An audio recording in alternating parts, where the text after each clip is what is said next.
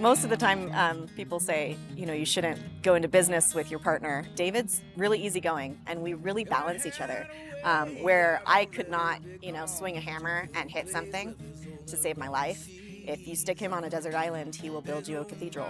And for him, if he needs to send an email or draft something, he has a really tough time coming up with the phrasing and the technology piece of it, and that's where I really excel. So we balance each other, so it works out really well. My husband is a third-generation Mason, and so he grew up with a hammer in his hand. His grandfather and father have done really big projects out in California. Barbara Streisand's home, Knott's Berry Farm. So he's always just had that kind of high-end masonry behind his belt. And when we moved to Fort Collins, we wanted to try to kind of take it to the next level instead of just tackling projects working for someone else. We thought that we would be able to do a pretty darn good job creating it from scratch and really running with it. So when we moved here, we formed the business in 2018, and we were able to have a really great first year and second year, and then COVID hit.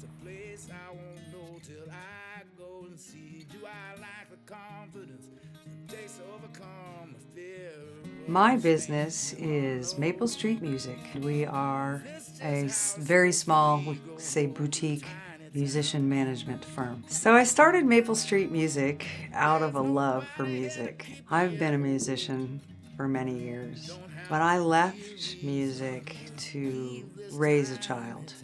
It's hard to make a sustainable living as a musician. Carrie Morin and I have known one another for 40 years. So this is the true story.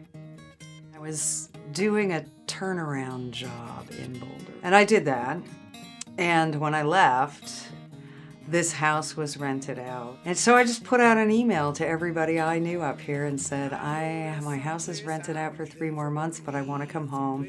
I need a small apartment, a room, something for 3 months until I can have my house back. And Carrie responded, so what are you doing? I haven't talked to you in a long time, I'm putting out a new solo album. I'm going back out on the road. He was 22 years with a band. So he sort of reimagined himself, and he wanted somebody to kind of come do some open mics with him. I was being interviewed for a school in the south of Brazil for head of school. Carrie and I started playing music together, and that was it. I called the guy in Brazil and said, I really don't want to waste any more of your time and resources. Thank you so much, but I think I'm going to hang out with the guy. I started getting calls from my artists, and they were sick. Then this announcement, of this COVID virus came out. Just overnight on the road, just everything turned into sort of a ghost town. And then shows started dropping. So I came home and immediately freaked out, refinanced my house, took some cash out, but at least I had that option, and I had artists who did not have that option. COVID impacted our business pretty heavily in that everyone was scared to have anyone in their homes. There was so much apprehension, and we were trying to figure out, how do we still keep our income? Do we just let things sink, or how do we keep our heads above water? A lot of people were hit very hard economically from COVID, and we were having a hard time figuring out, how to price things to still stay in the market of what people could afford. And so we decided we needed to switch clientele. We came across a Facebook post, and I was like, wow, it'd be really great to be able to get in on this grant. And it came at a great time because we're still trying to figure out how to get this up and moving again. And we sucked up all our resources just trying to survive the pandemic. And then it kind of went away and out of my mind, and I was at the playground with my kids on a lunch one day, and I bumped into a friend of mine, and she said, oh, they're doing this grant through the city. You should apply for it. So I did. I applied for the grant funds, and luckily I was awarded.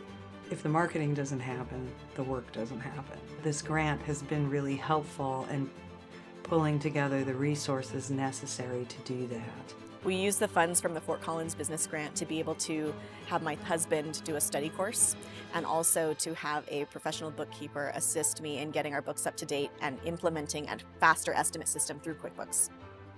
We're starting to see higher quality offers in higher quality venues and more of them. Yeah.